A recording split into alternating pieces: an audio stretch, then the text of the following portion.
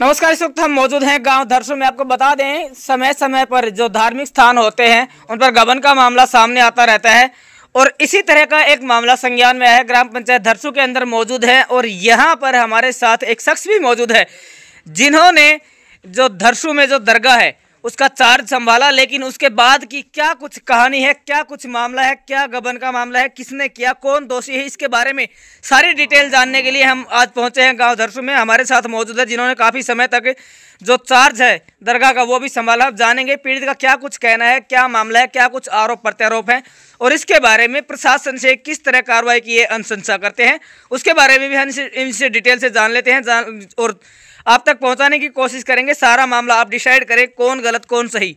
जो शख्स हमारे साथ आप मौजूद देख पा रहे हैं उनसे हम बातचीत करते हैं, जानते हैं कौन है, क्या कहना है, क्या मामला है, किस तरह से क्या कुछ आरोप प्रत्यारोप और किन किन पर ये लगाते हैं, इसके बारे में भी हम जान लेंगे। हाँ जी, नमस्कार जी। हाँ जी। क्या नाम है? हनुमान प्रसाद। क्या मामला है, किस तरह से जो गबन हुआ है वो हुआ है, क्यों आपको मीडिया का सहारा लेना पड़ा है? मीडिया का सहारा नू लेना पड़ा है जी।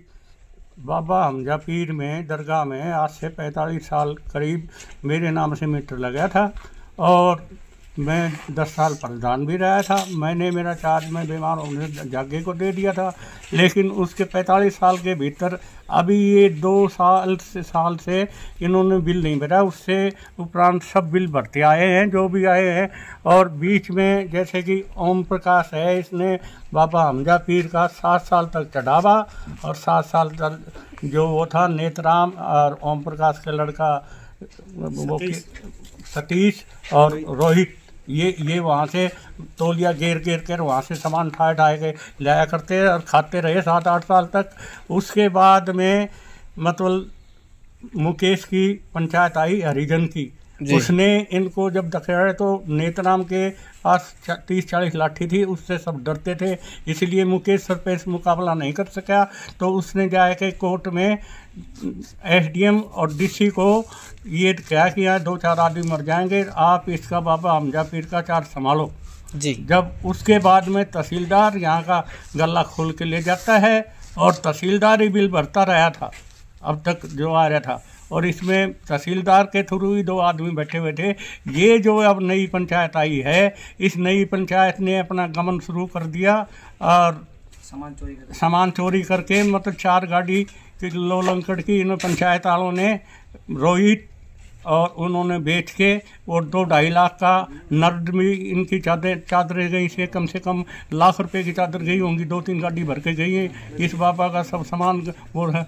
और हम जब बीच में बोले तो हमें मार और हमारे ऊपर बार बार रिपोर्ट करना, बार बार शिकायत करा, मंत्री से फ़ोन करवा देना, मतलब हमें परेशान कर रखे। हमारा बिल 6.5 लाख का होगा। कोर्ट में केस डाला, जिस टाइम 4 लाख का बिल था करीब, और कोर्ट में आज 5 या 6 महीना होगा, इन्होंने जवाब दावा पेश नहीं किया। डीसी के भी खिलाफ जो डीसी को एप्लीकेशन दी थी उसके तहत डीसी का भी नाम लिया, तहसीलदार का भी नाम लिया और पटवारी और सेक्रेटरी। तो तहसीलदार और पटवारी तो उनको पता लगा, कोर्ट में केस दिया, वो बदली करा के यहाँ से पार हो गए, तुम्हें जवाब देना पड़ेगा। क्यों? तहसीलदार यहाँ मौके पर आया था, उसको सीसी कैमरे की कही थी आप रिपोर्ट निकालो ये सामान बेचते हुए, और ये सारी कहानियाँ हैं। तो तहसीलदार ने कोई नहीं ली। तहसीलदार जो रोहित था, इनको कोई ज़मीन ली थी, उस ज़मीन के अंदर मतलब उसकी 60 गांठ हुई थी, तो उन्होंने सेटिंग कर ली तहसीलदार ने।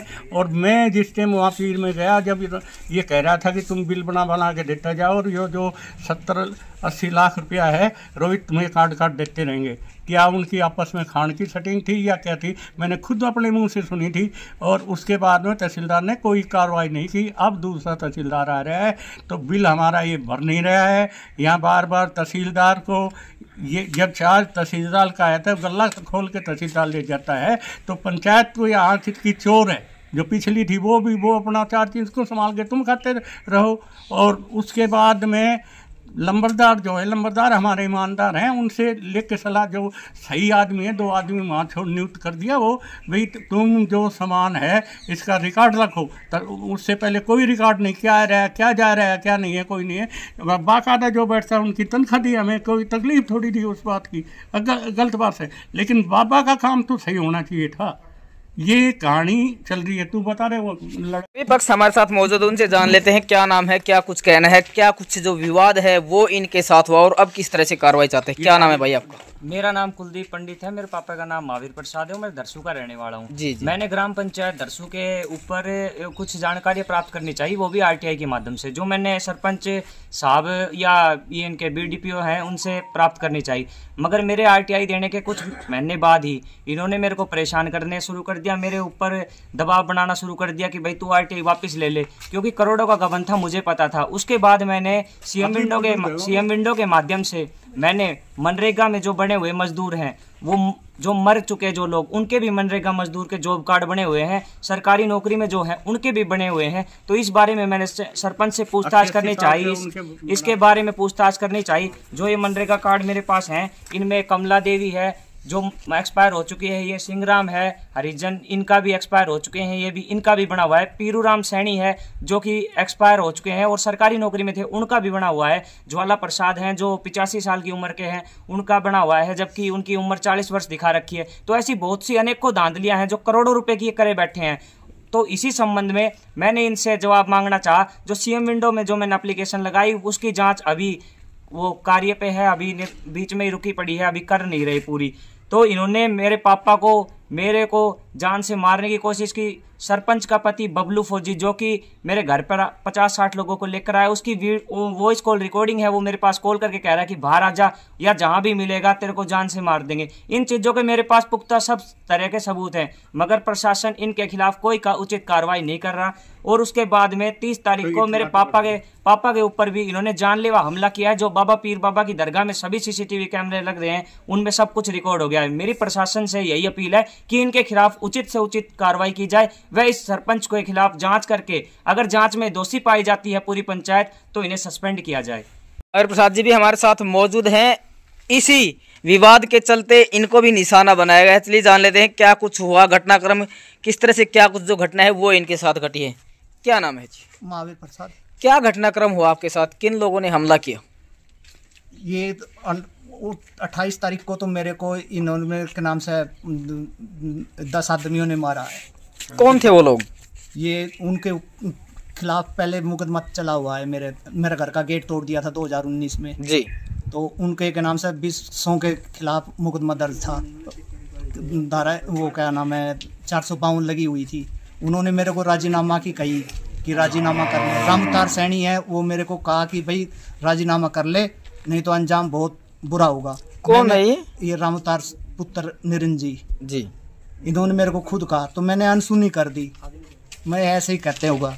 तो 28 तारीख को मेरे को दरगाह के सामने मेरे पीछे हुए और बाजार में मेरे को मार पिटा खूब। इनके खिलाफ मुकदमा दर्ज हो चुका।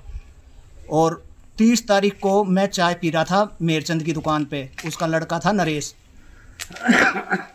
और ये 15-20 आदमी ये के नाम से इधर से आ रहे थे बाजार करनी से। मैंने आवाज़ सी सुनी, देखा तो मैं के नाम से एकदम डर गया और मैं दरगाह में बढ़ गया।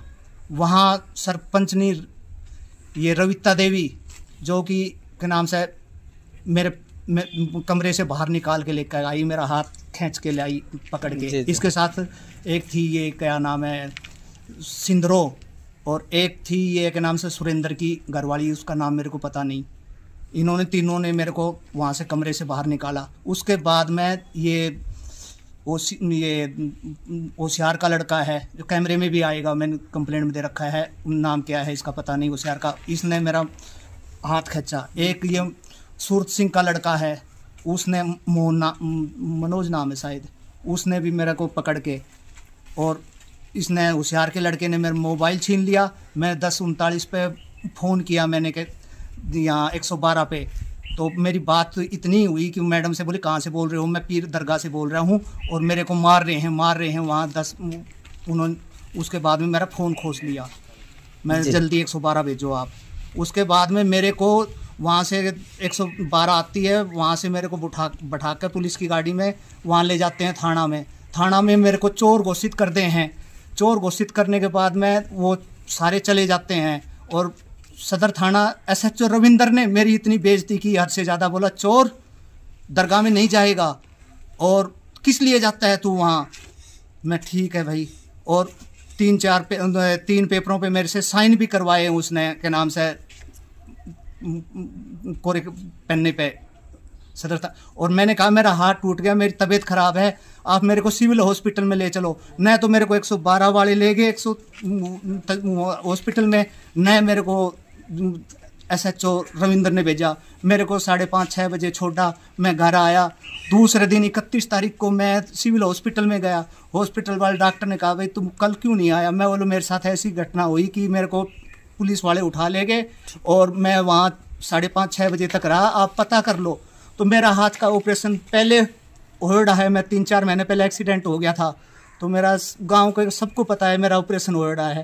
तो डॉक्टर ने बताया कि इसकी वो राड है वो हिल गई और फ्रैक्चर बताया, पैर में ऑपरेशन होगा।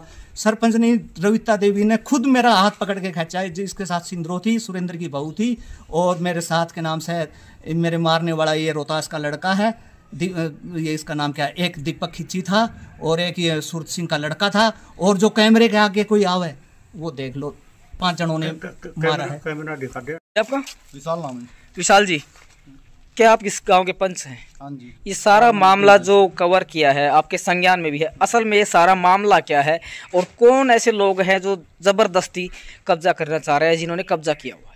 गांव के बाहर जो दरगाह है, दरगाह के बाहर जितनी दुकानें, इनका कोई किराया नहीं लिया जा रहा है। इन्होंने कम से कम 10 साल से इस पे कब्जा कर रखा है और ये नहीं कब्जा छोड़ रहे, जो किराया नहीं दे रहे, और दरगाह में गुंडागर्दी फैला रखी है।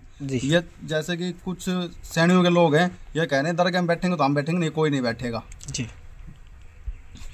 रिपोर्ट आपको दिखाई गई है, लेकिन 100 बात की एक बात यह है कि अगर सच्चाई से और गहनता से निष्पक्षता से जांच की जाए तो कर्मचारी से लेकर अधिकारी सभी की गर्दन इसमें फंस सकती है। एक जो बड़ा गबन हो रहा है बाबा हमजा पीर पे, उसका खुलासा भी हो सकता है। और हम तो कहना चाहेंगे प्रशासनिक अधिकारियों से भी, यहाँ तक कि इन्होंने RTI भी मांगी है, CM विंडो में जो एप्लीकेशन है वो भी लगाई है, लेकिन अभी तक कोई भी संतुष्टिजनक जवाब नहीं मिल पाया है। आखिर इन्वॉल्वमेंट अधिकारियों क्या उसके चलते प्रशासन कार्रवाई नहीं करना चाह रहा, या फिर जो लोग हैं जो इस तरह की दबंगई कर रहे हैं, क्या उनका प्रभाव इतना ज़्यादा है कि प्रशासन उनके आगे बोना साबित हो रहा है? बहुत सी बातें ऐसी हैं जिनका जवाब मिलना अभी बाकी है। लेकिन 100 बात की बात आपको क्लियर कर दे कि अगर इस मामले की तय तक सच्चाई से जांच की गई तो बड़े बड़े अधिकारियों की गर्दन इसमें फंस सकती है, क्योंकि एक बड़ा गबन का मामला है। लगातार काफ़ी समय से बिजली का बिल है वो नहीं भरा जा रहा है, उसके बाद से जो गद्दी नसीन रहे हैं उनके परिवार को निशाना बनाया जा रहा है। आप सब लोग कमेंट सेक्शन में कमेंट करके ज़रूर बताएं कि कौन सही कौन गलत, क्या आपको सही लगता है, इनके साथ जो है उसमें किसकी गलती है। इसके बारे में सरपंच को भी टारगेट किया गया है। और हम तो कहना चाहेंगे जिस तरह से इन्होंने आरोप लगाए हैं कि भी जो फर्जी मनरेगा कार्ड है वो भी बनाए गए, तो गहनता से जांच की जाए, सच्चाई और निष्पक्षता सबके सामने लाई जाए। गांव धरसों में मौजूद रहे पीड़ित पक्ष से हमने बातचीत की है। अब इस मामले में प्रशासनिक अधिकारी से हमारी बातचीत नहीं हो पाई है, बहुत जल्द दूसरे पार्ट में उनसे भी बातचीत की जाएगी, जाना जाएगा क्या कुछ कहना है क्या नहीं कहना है, क्या लगता है क्या कुछ होना चाहिए।